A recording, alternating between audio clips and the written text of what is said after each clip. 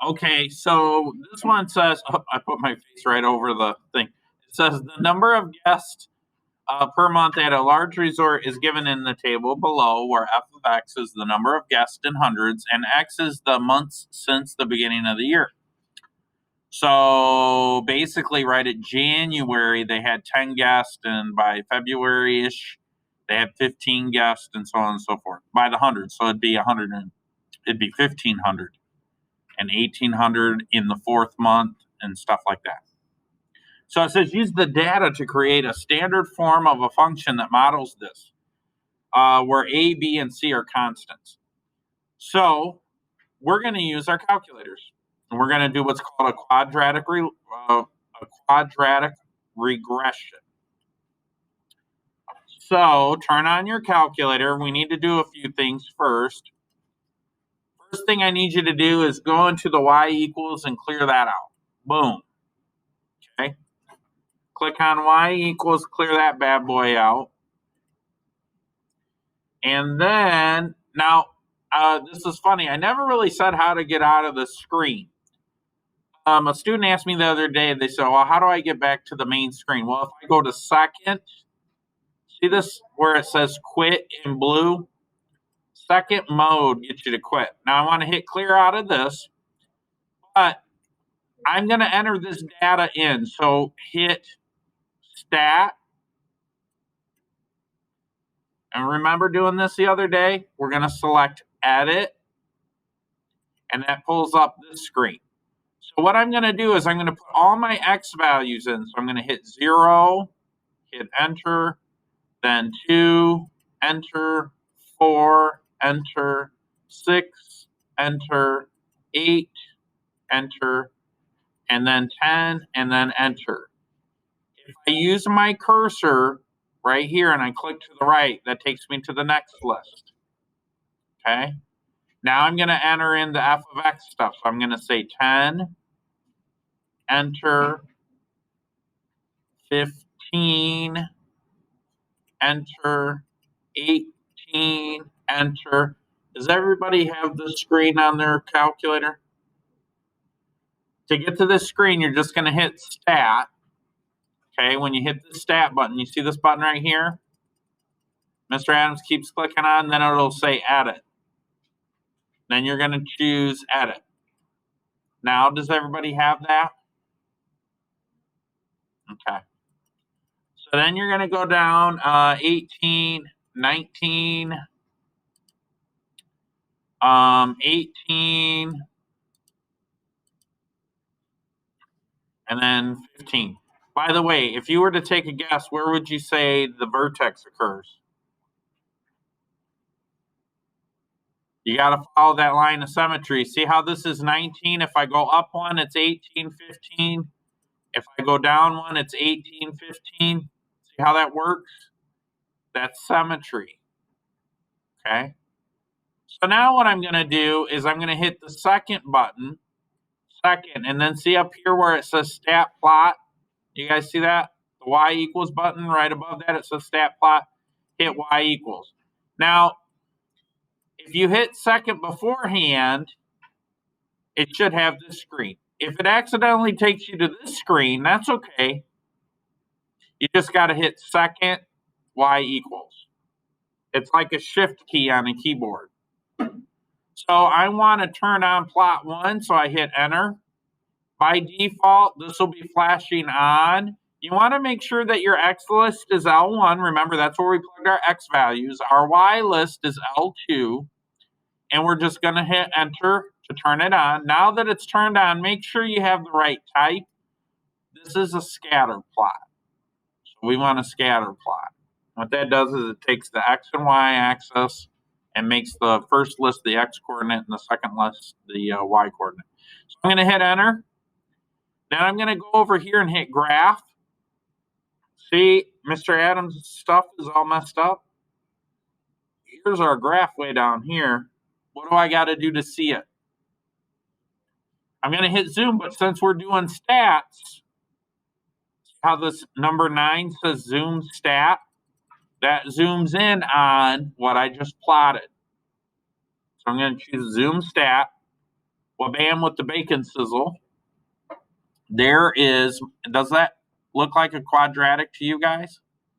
Now remember that if I hit trace, it'll show me what I plugged in my list. So if I hit trace and I use the right cursor, it takes me to all the points. Remember how Mr. Adams said 19 was the vertex? Because if I go to the left, I get 18. If I go to the right, I get 18. So that is the vertex, but we saw it in the numbers, right? We saw the symmetry in the numbers. All right, are you ready to get the equation? Because that's what we need to do. So what we're going to do is we're going to hit stat again, hit the stat button again, and just to the right of the word edit, it says calculate. So I'm going to hit my cursor to the right and choose calculate. Now we looked at the graph and it looks like a quadratic. So we're going to run what's called a quadratic regression. The calculator is going to help us find the quadratic equation. So what I'm going to do is I'm going to scroll down to where it says quadratic regression. That's what the REG stands for. I'm going to hit enter. Is everybody on the screen? Show me your calculator screen to show me that you're on the screen. Okay. So now I'm going to hit enter. And I want to double check L1, L2. That's what we used, right? The first list, the second list. So I'm going to hit enter. Now, if I want to graph this is important. So I'm going to go real slow. I can store this in my y equals. The way that I do that is I'm going to say vars. See this button right here and see where my cursor's hovering over? Vars, that means variables. I'm going to choose vars. See how this says y vars over here? That's going to allow me to store this thing in the function value. It's a function, so I'm going to say function, and then I choose y1. Now, what that means is it says the calculator is going to calculate the equation, and once it gets the equation all figured out, it's going to put it in to y1 in my y equals sign, or not sign, page, screen, whatever you want to call it. I'm going to hit enter one more time, and I'm going to get calculate. It's going to go through and it's going to do the math, and it says that A is 0.25, B is 3, and C is 10. Or it's negative 0.25. In other words, if I think of this in terms of f of x is equal to ax squared plus bx plus c, it said that a was equal to 0.25, negative 0.25. What is that as a fraction, though, you guys? It said that it was negative 0.25, but really, as a fraction, it's negative 1 over 4. Then it said b was what? 3, right? B is equal to 3, and c was equal to 10.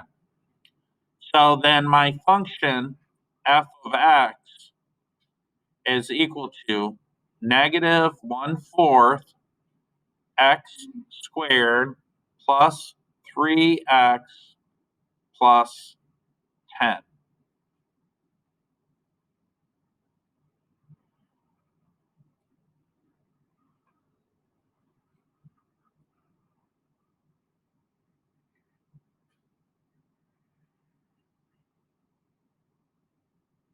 That's the final answer. Any questions on that? Does that make sense? Now, we could have written the equation another way that we could have done this. We could have, but I just want to show you how to do the calculator because on the SAT, you're not going to have time to write it out by hand. We could have done the same thing like this. We could have said f of x is equal to a times the quantity x minus h squared plus k, right? Well, what's hk? Well, we know that the vertex was this. And we knew that this was a point on the line, so we could have said x equals 0, y equals 10, h equals 6, k equals 19. That would have gave us an equation, but then we would have had to multiply out the square and combine like terms and all that stuff. And you get the exact same answer if you did that. So if you guys are just curious, you want to do a little quadratic regression on your own, you could do that later today for fun. I know you will. All right, moving on to the next one.